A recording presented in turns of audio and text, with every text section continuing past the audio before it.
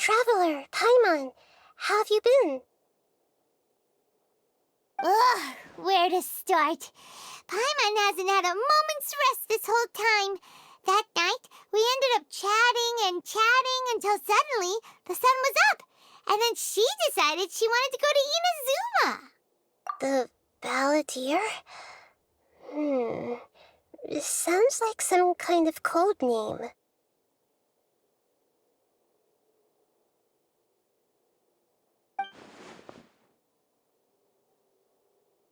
You look troubled. Is there something you need to tell me?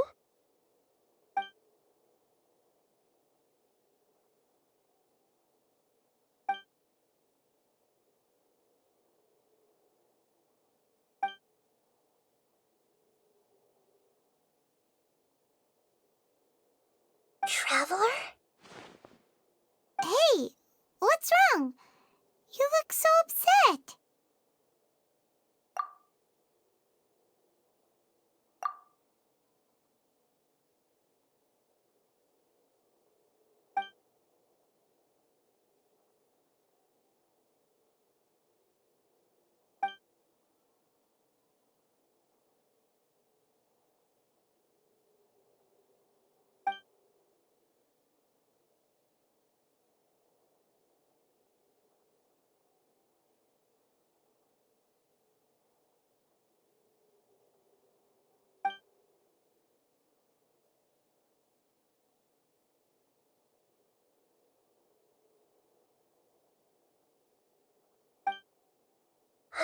That's quite a story. So, this puppet known as the Balladeer erased himself from Irminsul, hoping that he could change the past. But how was he even able to do that? As the traveler said, he very nearly became Sumeru's deity. Admittedly, I remember it a little differently. I don't recall finding anyone inside the machine after we defeated it. Nevertheless, it does make sense. If someone were to successfully erase themselves from Irminsul, the world would change to reflect the new reality. So, you believe this person really existed, and we just don't remember him because he literally changed the world? Yes. Theoretically speaking, it is possible to do this. The traveler comes from a world beyond to that. That's why there's no information about her in Irminsul, and it also explains why any changes to Irminsul wouldn't affect her. So if there's anyone in the world capable of retaining memories from a past that has been rewritten, it's you. It's quite incredible when you think about it. Paimon's having a hard time understanding this Balladeer guy's motivations. Why did he do it?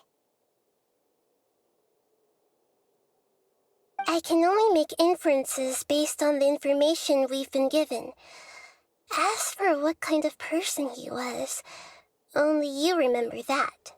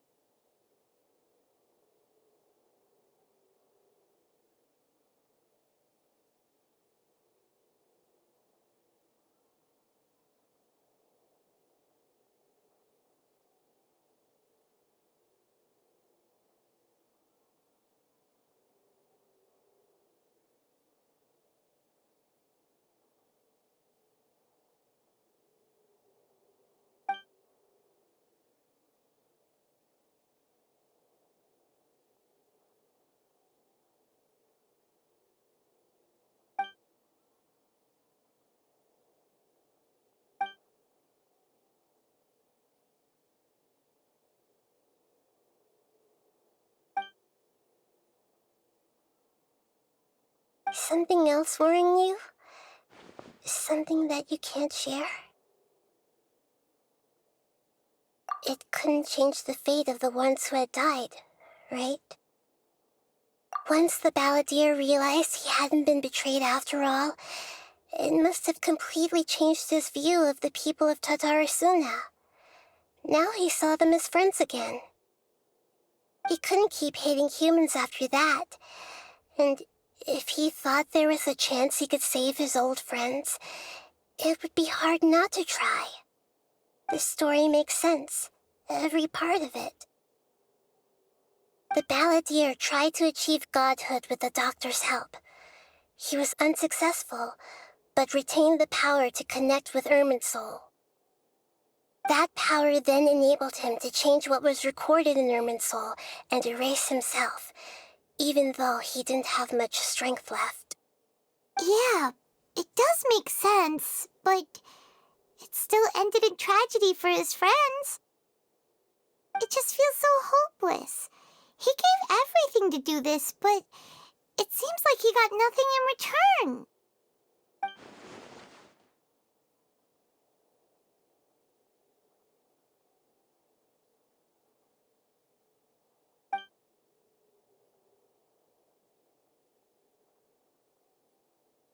Please wait a moment.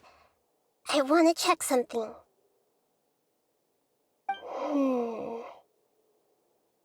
Found it. This should be the one. It turns out that I have a strange way of confirming everything she has told us. What is it? A record from a personal collection. It was tucked away in a corner. You should take a look.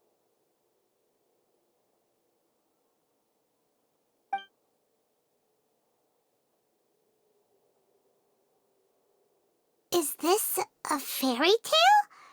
Who wrote it? I authored this record myself. Huh? You wrote a fairy tale that somehow has something to do with the balladeer? When combined with the traveler's narrative, it's clear that this story is an allegory. Everything in it is a symbol for something else. Hold on. So this record survived from the past? Yes. Any information about the balladeer or the kabuki mono and other records will have been changed. But I wrote this story in a way that means it was left intact. Changing the information in Irminsul changes to that.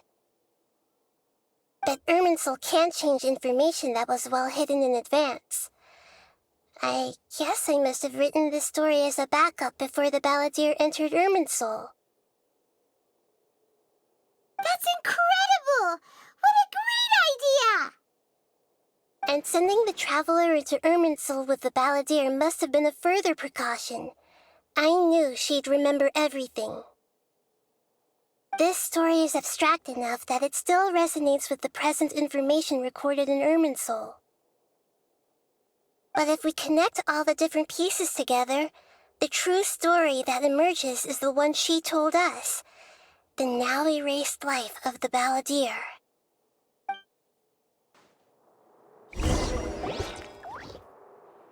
There was once a lone monster draped in fox fur. The monster found a family of foxes, joined them, and they became friends. The monster lived with the family day and night, and everyone treated it as one of their own. Once in a while, the monster would take off its fox fur at night and lament to itself as it gazed at its reflection in the water. I am a monstrosity, yet they are too foolish to see it. I pity them. But the monster soon found solace when another came to live among the foxes who was not their kin. A kitten, carved from the wood of a white tree who had been abandoned by the humans.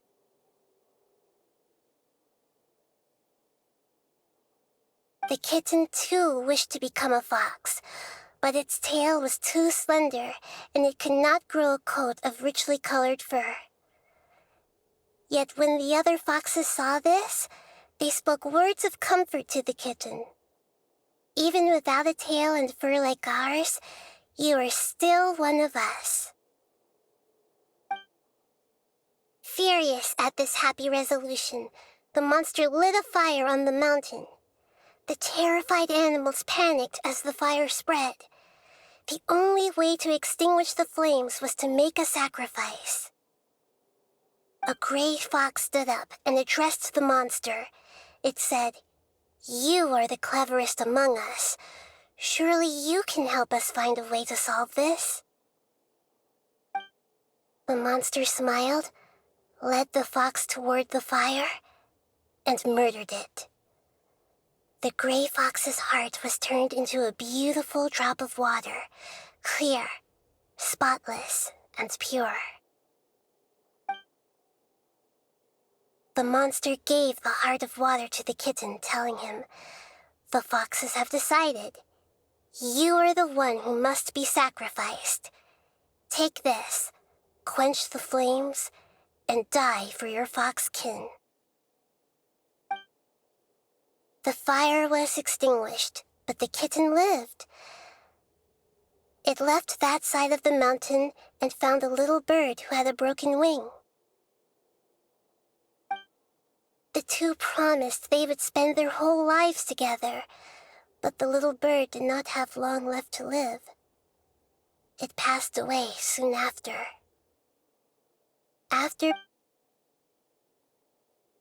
Never again would it cherish a single creature nor a single blade of grass that stood on that mountain. The kitten spent the nights wandering aimlessly, gnashing its teeth at the moon. How it wished to swallow the moon and devour the moonlight. If the world could only return to darkness, then it would finally be peaceful and content. I will become the new moon, the answer to everything. Then, no one will know that there were once birds, foxes, and cats in this world. And no one can know that they were different.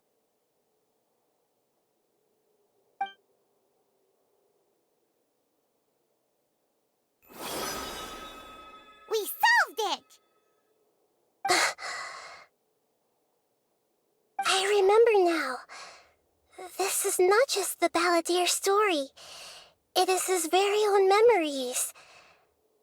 To become a god, he was experimented on and modified countless times. It was brutal torture, and the only reason he was able to survive is that he was a puppet. This memory was extracted from him by the scholars. Presumably, they kept it to have something to defend themselves with. Creating a deity was just the first step. Some of them wanted to be able to control it. That's why they backed up his memory for later use. I buried it deep inside one of my own dreams, and then hid it inside an allegorical story so that it wouldn't be altered. It's hard to believe that this person really existed, let alone that he tried to get rid of us on more than one occasion. Paimon has no memory of him at all. He completely vanished like a puff of smoke. The balladeer agreed to help me look for information about the Descenders, and although he was unsuccessful, he still helped you. Before he vanished, he confirmed an important detail, that Conria was where your twin first came into this world. We still don't know how the change to Irminsul will affect the senior ranks of the Fatui, but in all likelihood, they won't even remember their own harbinger. It sounds like Paimon wouldn't like this guy a whole lot if he was still around. But still, Paimon doesn't like the way it all ended that much better. This is why wisdom alone cannot answer all our questions. We look, we see, and we comprehend, but the question still troubles us. So the answer is not everything. People yearn to find the truth and then conquer the troubles they face.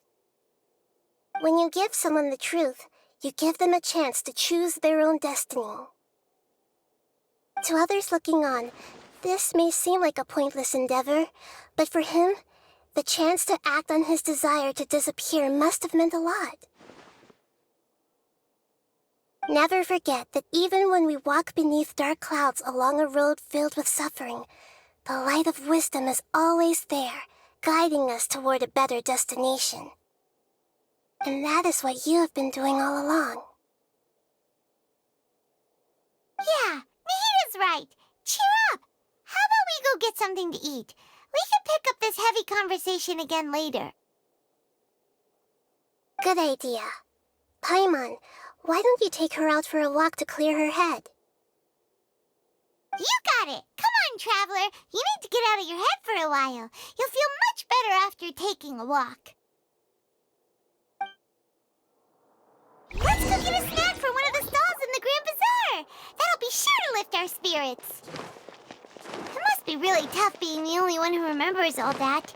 But Paimon's always here to help cheer you up.